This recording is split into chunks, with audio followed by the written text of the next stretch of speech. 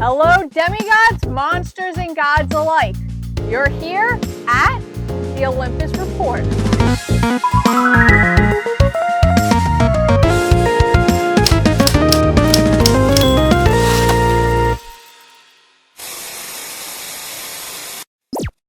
Sometimes the mightiest heroes come in the smallest packages.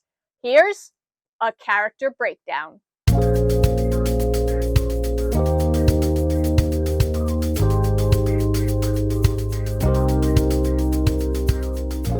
Meg McCaffrey, also known as Crotch Kicker McCaffrey, is the daughter of Philip McCaffrey and the Greek goddess of nature, Demeter. Apollo describes Meg as small and pudgy, with dark hair cropped in a messy page voice style. She wore black cat-eye glasses with rhinestones in the corners, and her outfit made Apollo think she was dressed like a traffic light. Red sneakers, yellow tights, and a green tank top. Meg is brash but playful and often comes off as rude. And she's definitely tough as nails and has no issues defending herself. Meg's father Philip was murdered by the evil Roman Emperor Nero. However, Nero convinced Meg that it was her fault by telling her that she brought out his inner demon known as the Beast, and the Beast is the one who killed her father. By doing this, Nero brainwashed and manipulated her, preying on a small child and eventually convinced her to come live with him, and eventually becoming Meg's stepfather. Nero would have Meg do awful, evil things, including killing, by holding the Beast above her head. If Meg didn't do what Nero said, the Beast would come out. We first meet Meg McCaffrey in the Trials of Apollo, the Hidden Oracle. Meg runs into Apollo, who has just crash-landed to Earth as the new mortal, Lester Papadopoulos. Meg steps in when Apollo is in trouble and saves his life. And as thanks, Meg makes Apollo her servant. Meg and Apollo make it to Camp Half-Blood, where Apollo learns that the power of prophecy has been blocked. And in order to regain his godhood, he must restore the power.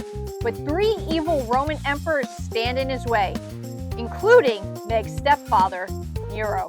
Meg eventually betrays Apollo to Nero, but Apollo isn't angry at her, and in fact vows to save her from the clutches of Nero.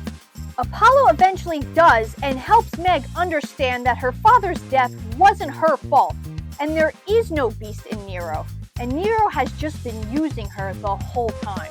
Apollo and Meg eventually defeat all the 3 Roman emperors and the serpent Python, and is able to restore the power of prophecy, making Apollo a god once again.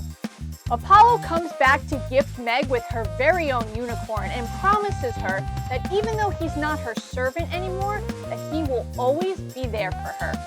Meg, like all demigods, has advanced abilities and superhuman strength.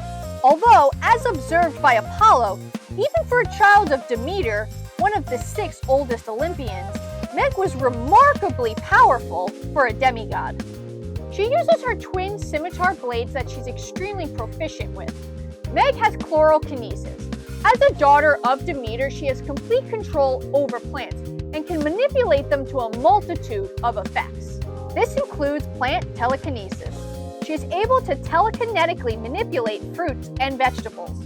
Plant growth acceleration. She can make plants grow faster than normal, or even grow more enormous than regular proportions. Plant teleportation. She can teleport using plants, similar to how Nico D'Angelo can teleport using shadows. Wood sensitivity. She can sense the location of wood with superhuman precision. Meg can also summon Carpoi, as seen when she summons her friend Peaches, and can also summon satyrs.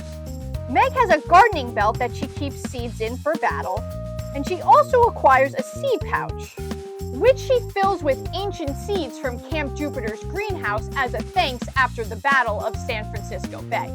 I believe Meg's defining or hero moment came when she finally stood up to Nero in the final book, The Tower of Nero. Up until this point, Meg has been reluctantly loyal to her stepfather. Nero tries to get her to kill a multitude of people by flipping a switch and gassing the building, as well as once again betraying Apollo. But Meg refuses and holds her ground. Nero once again tries to manipulate her by burning dryads, but she unleashes her power and extinguishes the torches and sets the Dryads free.